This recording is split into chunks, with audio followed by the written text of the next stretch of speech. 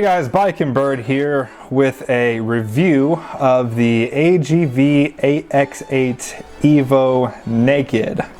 Boy, that's a mouthful. We're gonna run through a quick pros and cons list, so let's get started. We'll start out with the pros. First one on the pros list is looks.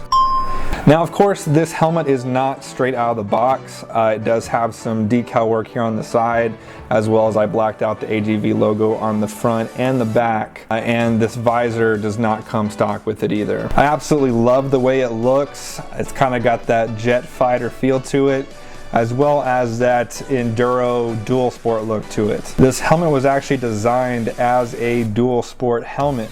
AGV realized that a lot of people were using it for streets, so they kind of just did a simple redesign, essentially just taking off the visor, and they changed up the front a little bit, but that's pretty much all that they changed on it to make it a street helmet. Speaking of the front brings me to my next point, is ventilation.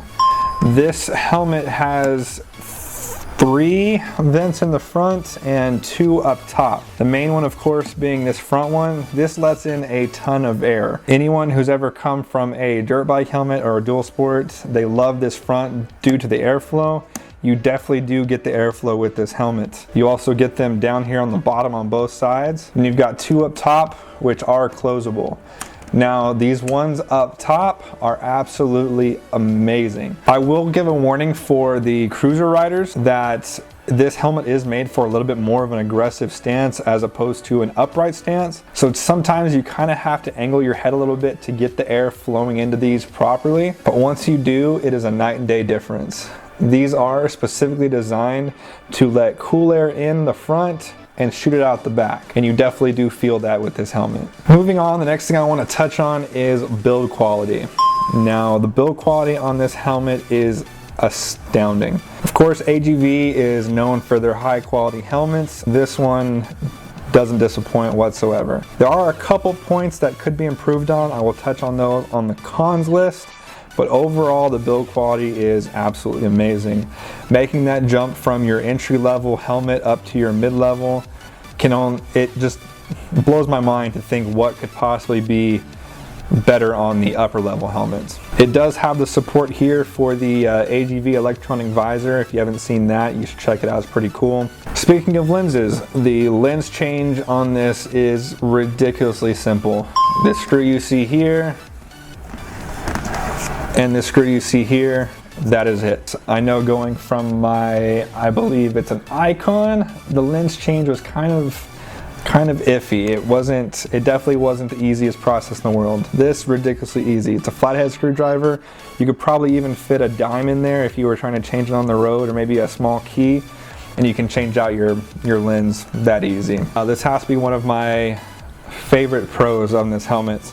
First off, the actual build quality of the lens is top notch. You don't get any sort of visual warp or anything like that like you do with some of the cheaper helmets. There is only, I believe, let's see, 1, 2, 3, 4 positions before it closes. A lot of the Icon guys are very prominent on how they like the multiple different spots.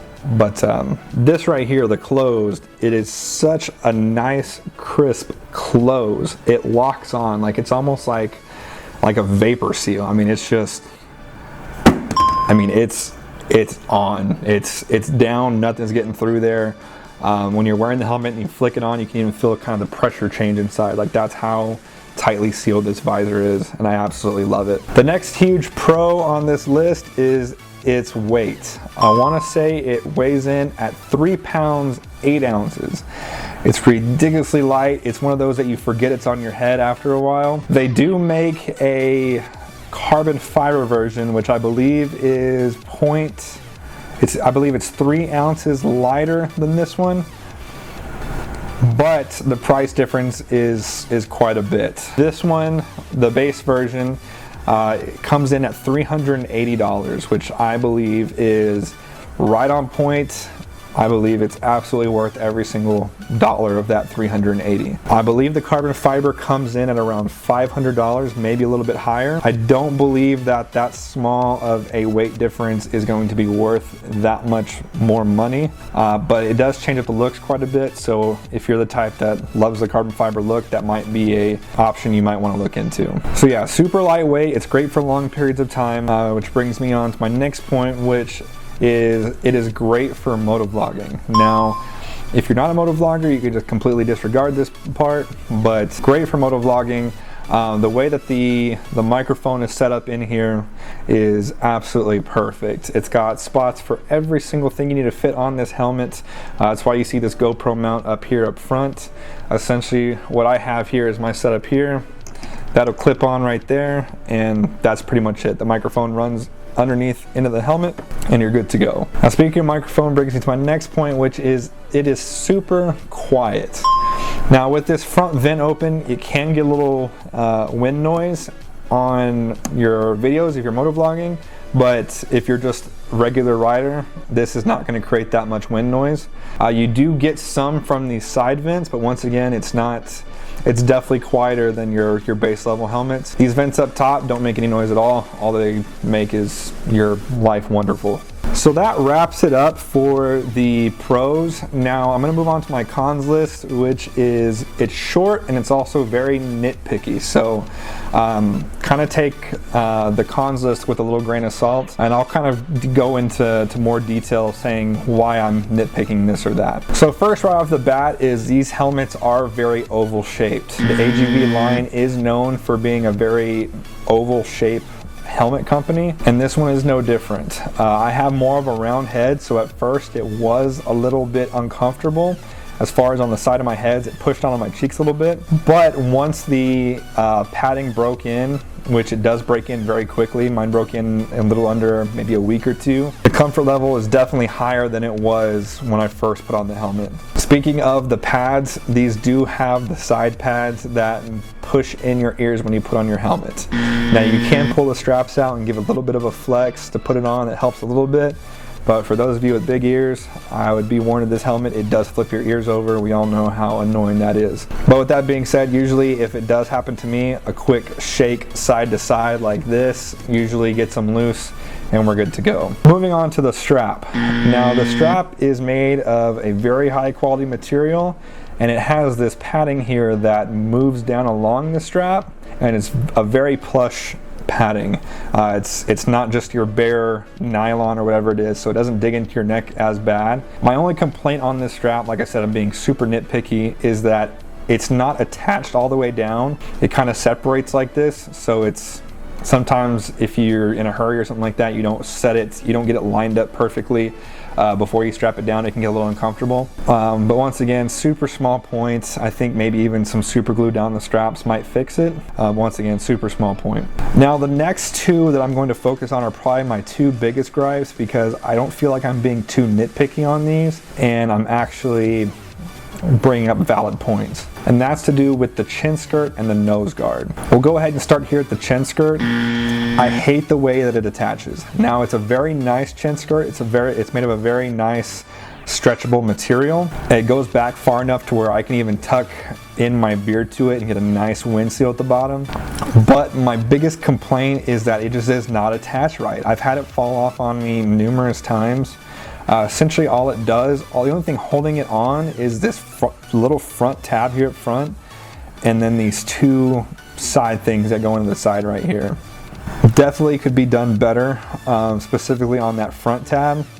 Even if they made that front tab just like maybe 50% longer, maybe lock in a little bit harder, it would be completely a different story. But right now it just kind of hangs there. Moving on to the nose guard. Now, this is another thing that I felt like they could have done a better job on, and it's 110% just based on the fact of how it attaches. I am one of the type of people where I'll pull my visor up, and then when I take my helmet off, I'll grab right here.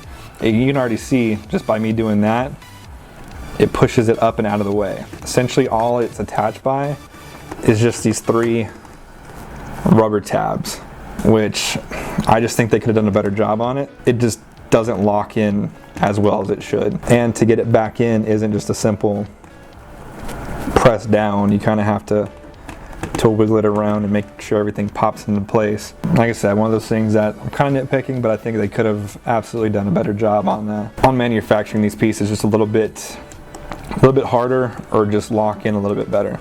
Alright guys, that's pretty much all I have for this review. If you have any specific questions, go ahead and leave them down there in the comments and I'll answer them as soon as I possibly can. As always guys, thank you for watching and I will see you next time.